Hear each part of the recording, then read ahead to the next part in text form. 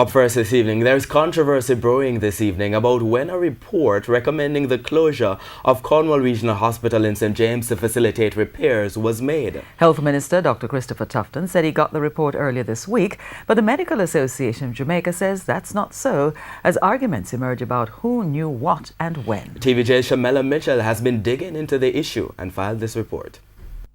In February 2017, the Ministry of Health sent a team at the Cornwall Regional Hospital to assess the air quality in the building after it was reported that noxious fumes were present at the Type A health facility.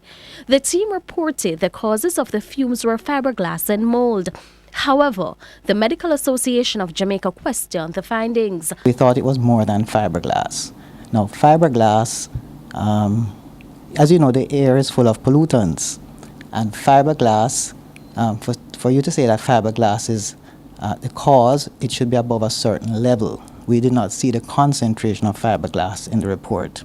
Because as you know, you inhale everything when you are breathing, but it has to reach a certain threshold or toxic level before it has any impact on your body. That's when they decided to do their own investigation. MAJ President Dr. Clive Lai says a special team visited the facility and met with the then Chief Medical Officer Dr. Winston Delahaye and two other officials from the Ministry of Health. They inspected the hospital on the 10th of March. The draft report... 10th of March when? March 2017. And the draft report was sent via electronic mail on the 24th of March to the Chief Medical Officer. It was a draft report because it was for the ministry to look at it and to discuss it, to meet with us and to discuss it, but we never heard from them. However, Health Minister Dr. Christopher Tufton says he did not get that report until Tuesday of this week. But according to Dr. Lai, the report was sent to the minister last year.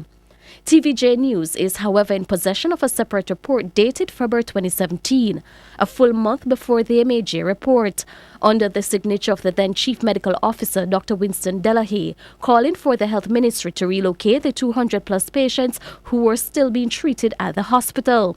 The letter addressed to the Permanent Secretary outlining an increasing number of patients and staff complaining about health issues associated with exposure to gases and particulate matter, which could not be identified, called for the evacuation of the hospital within 10 days. The evacuation should have been early March last year. That was the same month the MAJ submitted its own report calling for something to be done urgently to prevent the further exposure of staff and patients at the hospital to harmful substances. When TVJ News contacted the Ministry of Health, we were told that the issues raised in the report by the MAJ are being addressed. Reporting from the MAJ head office in St. Andrew, I'm Jamaica Mitchell for TVJ News.